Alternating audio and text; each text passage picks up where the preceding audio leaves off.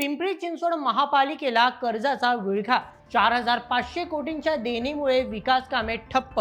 करदात्या पुणेकरांच्या नशिबी फक्त हाल. सविस्तर सांगतो. महाराष्ट्रभरात श्रीमंत महापालिका म्हणून ओळखल्या जाणाऱ्या पिंपरी चिंचवड महानगरपालिकेची तिजोरी सध्या रिकामी झाली असून पालिकेवर 4500 कोटी रुपयांच्या उत्तरदायित्वाचे संकट ओढवले आहे. गेल्या 2 वर्षांपासून शहरातील अनेक मोठे विकास प्रकल्प रखडले आहेत.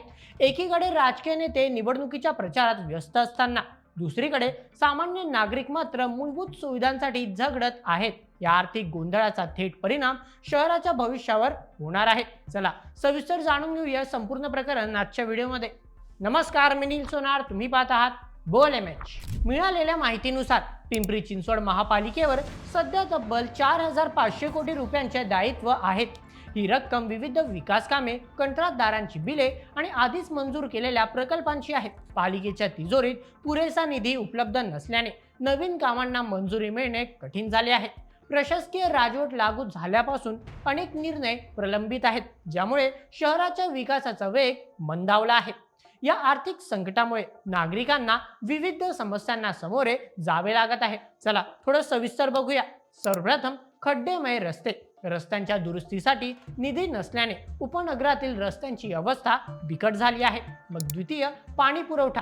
अनेक भागात अपुरा आणि विसळीत पाणी पुरवठा होत आहे. पाणी पुरवठ्याच्या नवीन योजना निधी अभावी कागदावरच आहेत. नंतर तृतीय, कचरा व्यवस्थापन. कचरा डेपो आणि प्रक्रिया प्रकल्पांचे आधुनिकीकरण रखडल्याने आरोग्याचा प्रश्न निर्माण झाला आहे. मग चौथं, वाहतूक कोंडी. उड्डाण पूल आणि रस्ते रुंदीकरणाची कामे थांबल्याने पुणे पिंपरी दरम्यानची वाहतूक कोंडी जीवघेणी ठरत आहे.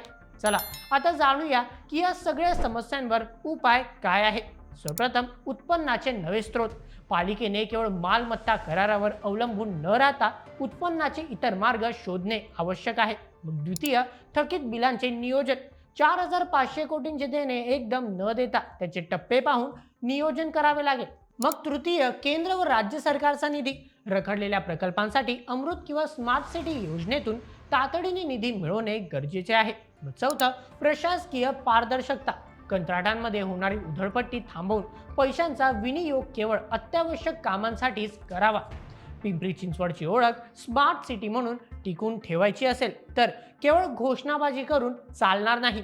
लोकप्रतिनिधी आणि प्रशासन यांनी एकत्र येऊन या आर्थिक संकटातून मार्ग काढणे गरजेचे आहे. अन्यथा शहराच्या विकासाची ही गाडी अशीच रुळावरून घसरलेली राहील आणि त्याचा फटका शेवटी सामान्य करदाता जनतेलाच बसणार आहे. सरकारने आता नगरपालिका हातात घेऊन सगळे कामं पूर्ण करणे अशीच आशा. बाकी तुमचे काय मत या संपूर्ण प्रकरणावर आम्हाला कमेंटमध्ये नक्की कळवा आणि अशाच व्हिडिओंसाठी सबस्क्राईब करायला विसरू नका. बोल एमएच आपल्या यूट्यूब चॅनलला. धन्यवाद.